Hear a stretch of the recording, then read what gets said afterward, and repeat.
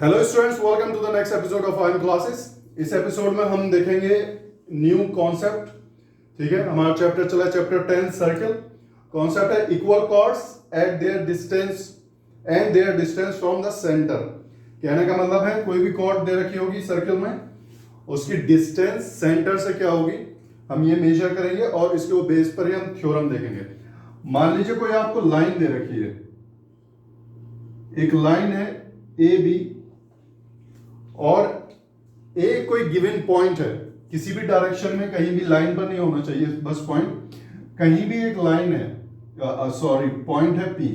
ठीक है अगर आपसे पूछा जाए कि इस लाइन की डिस्टेंस पी से क्या है तो आप क्या डिस्टेंस मेजर करेंगे, कौन सी लाइन होगी पी और इस लाइन के बीच में जो एग्जैक्टली डिस्टेंस आपको बता देगी। ठीक है, बहुत सारे जो है ऑप्शन हो सकते हैं। कुछ लोग ये लाइन खींचेंगे, कुछ ये खींचेंगे, कुछ ये खींचेंगे, कुछ ये करेंगे, तो कुछ इस तरह से करेंगे।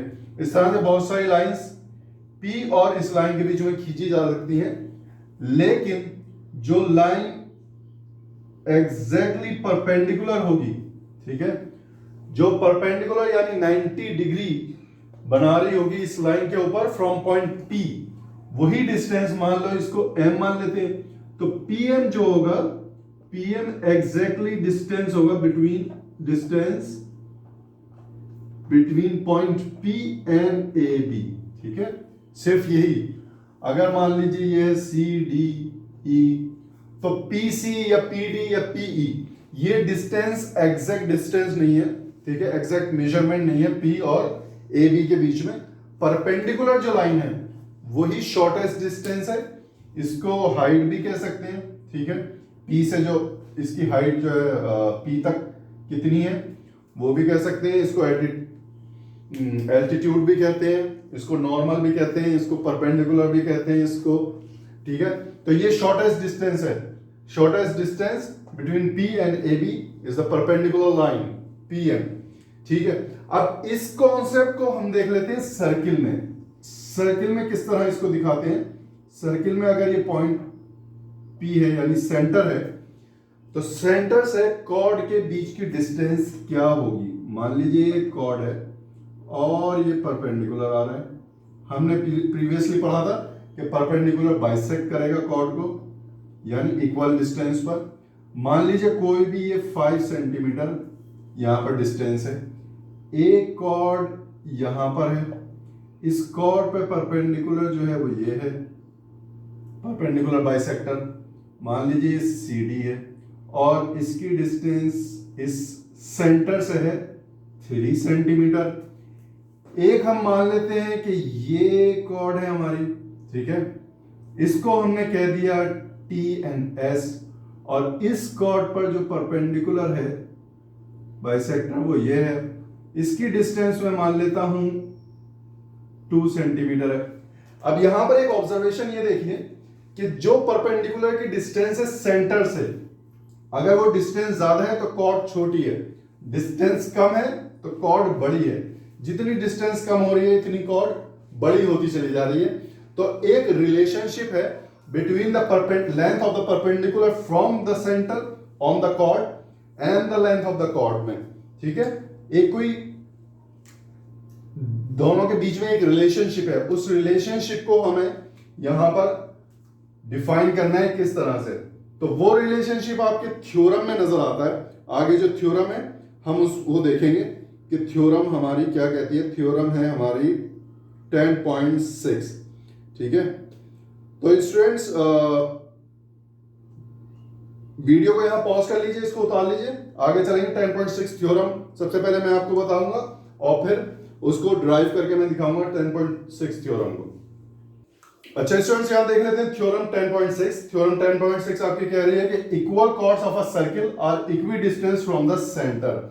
यानी अगर कॉर्ड की लेंथ जो है इक्वल है दो कॉर्ड की, तो वो इक्वी डिस्टेंस होंगी सेंटर से। सेंटर से भी वो इक्वी डिस्टेंस होंगी।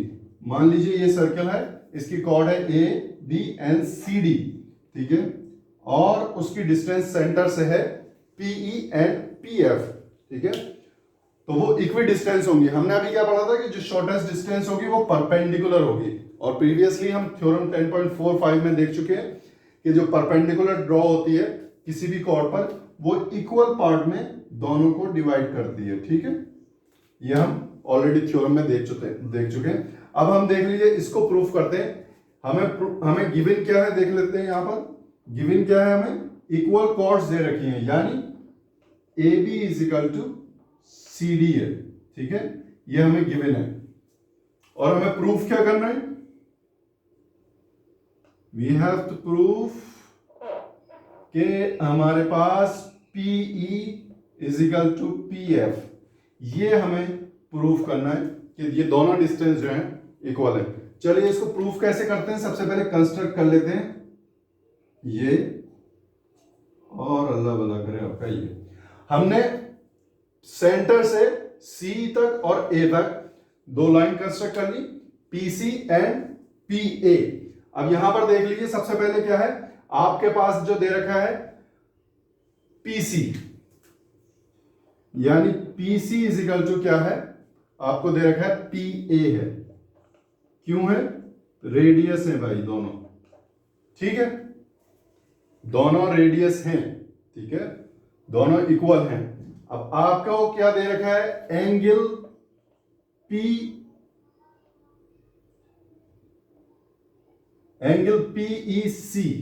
ठीक है, इज इक्वल टू एंगल, ये मैं लिख रहा हूं ट्राइंगल। ठीक है, यहां मैं लिख देता हूं in triangle PEC and triangle PFA। ठीक है, ये ट्राइंगल 1, ये ट्राइंगल 2, इन दोनों ट्राइंगल को मैं कॉन्ग्रुएंट प्रूफ करने की कोशिश कर रहा हूं। अगर ये कॉन्ग्रुएंट हो जाएंगे तो ये वाली डिस्टेंस भी कॉन्ग्रुएंट ट्राइंगल्स के करस्पॉन्डिंग पार्ट इक्वल होते हैं, तो ये मैं प्रूफ कर दूंगा ये डिस्टेंस इक्वल है। तो इन दोनों ट्राइंगल्स में हमने देखा कि इसकी एक साइड PC एंड PA जो कि एक्चुअली हाइपोटेन्यूज है दोनों ट्राइंगल में, वो इक्वल है, यानी वो रेडियस है। अब हम देख रहे हैं कि PEC ये वाला एंगल 90 है और PFA ये वाला एंगल दोनों 90 डिग्री हैं। ठीक है, ब्रैकेट में लिखने की जरूरत नहीं है, इजिकल टू 90 डिग्री है दोनों। ठीक है, तो ये हो गई बात राइट एंगल की। अब हमें एक साइड प्रूफ करनी है जो कि इक्वल है। आपको पता है कि AB is equal to CD है, ये गिवन है। ठीक है, अगर हम इसको डिवाइड कर दें, यानी AB divide by 2 is equal to CD divide by 2, तो ये भी इक्वल होगी। और AB क्या है, डिवाइड बाई 2 क्या है, दोनों पार्ट इसके इक्वल हैं, AF प्लस FB।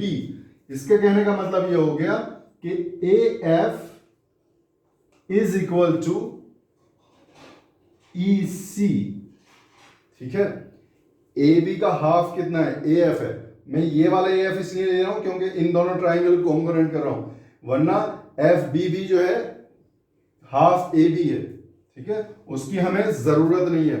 अब यहां देख लीजिए, right angle, hypotenuse and side.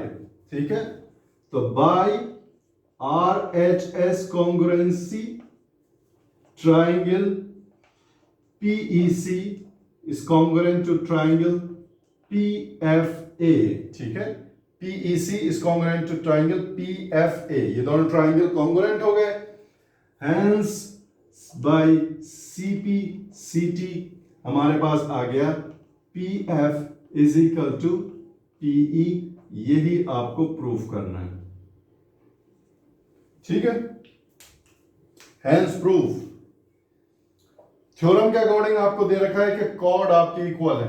Cord equal होने के बावजूद आपको यह पता होना चाहिए कि कॉर्ड की डिस्टेंस मेजर करने के लिए हमने उसके ऊपर क्या भेजा है, परपेंडिकुलर ड्रॉ किया है सेंटर से।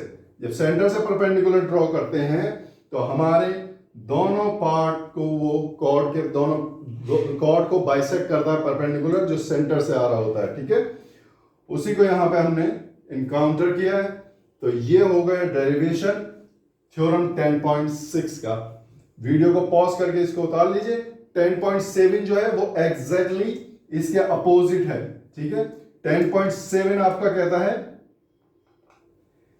कि अगर दो कॉर्ड इक्वी डिस्टेंस है from the centre then those chords are equal in length, ठीक है।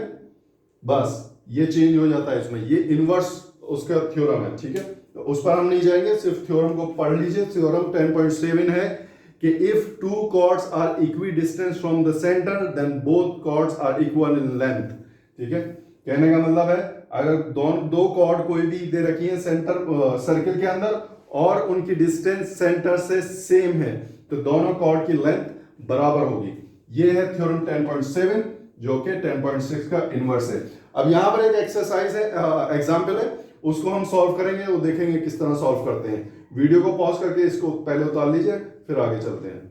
अच्छा, अब देखते हैं example 2 from NCERT chapter 10 circles.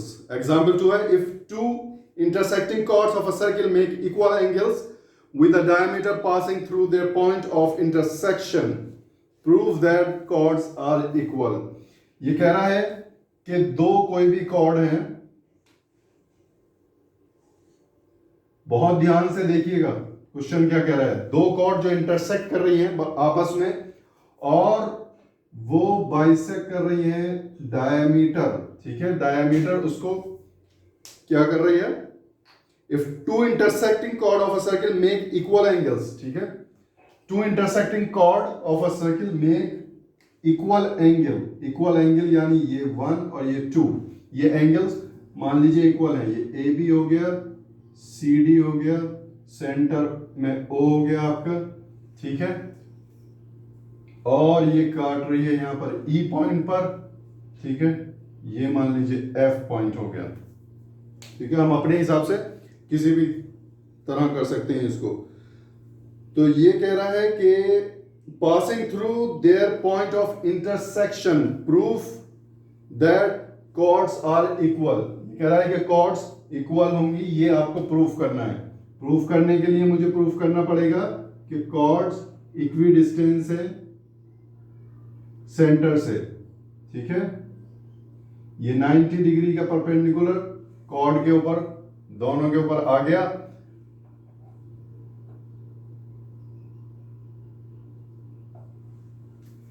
ये मान लीजिए G है, ये H है और ये पॉइंट बच गया, इसको मान लेते हैं हम I, ठीक है। ये नोमेनक्लेचर हो गया, सारे पॉइंट्स हमने जो है मार्क कर लीजिए। हमने क्या किया, उसने कहा था कि दो कॉर्ड इंटरसेक्ट कर रही हैं, वो इस तरह इंटरसेक्ट कर रही हैं कि उसकी डायमीटर जो है इक्वल एंगल बना रहा है, ठीक है, डायमीटर के साथ। यानी angle 1 is equal to angle 2 है, ये गिवन है हमें, ठीक है। कहने का मतलब है angle OEG is equal to angle OEH, ठीक है। ये दोनों एंगल इक्वल हैं, ये हमें दे रखा है क्वेश्चन में। आपको प्रूफ करना है कि AB is equal to CD है। वो प्रूफ करने के लिए आपको प्रूफ करना पड़ेगा OG is equal to OH है। अब हम काम करेंगे अपना ट्रायंगल ये 1 में और 2 पर। देख लेते हैं किस तरह से। एक एंगल तो हमारा इक्वल आ गया, तो in triangle OGE and triangle OHE, ठीक है। OGE एंड OHE, इन दोनों ट्रायंगल में देख लेते हैं। सबसे पहले क्या है, एंगल इक्वल है। दूसरा क्या है, OE is equal to OE है, कॉमन है, ठीक है। अच्छा, मैं आपको बता रहा था OE इक्वल है क्योंकि कॉमन लाइन है। अब आपने क्या खींचा है, ये OG जो है और OH परपेंडिकुलर है दोनों कॉर्ड के ऊपर, यानी ये 90 डिग्री एंगल है। तो कहने का मतलब ये हो गया इसका एंगल OGE, ठीक है। OGE is equal to angle OHE is equal to 90 degree है। ये आपने परपेंडिकुलर खींचा है इसके ऊपर क्योंकि आपने डिस्टेंस निकालनी है सेंटर से कॉर्ड की। तो ये आपका देखिए हो गया एंगल साइड, यानी एंगल और साइड कॉन्ग्रुएंसी बन गई आपकी by congruency by angle side congruency, ठीक है। आपका ट्रायंगल OGE कॉन्ग्रुएंट हो गया OH ट्राइंगल OHE। जब ये दोनों ट्राइंगल कॉन्ग्रुएंट हो गए तो आपकी OG इज इक्वल टू हो गया OH बाई CPCT, ठीक है, corresponding part of congruent triangle। जब आपके OG and OH इक्वल हैं तो it means AB chord is equal to CD chord by theorem। by theorem 10.6 ये chords भी इक्वल होंगी या 10.7, ठीक है, बाय थ्योरम 10.7।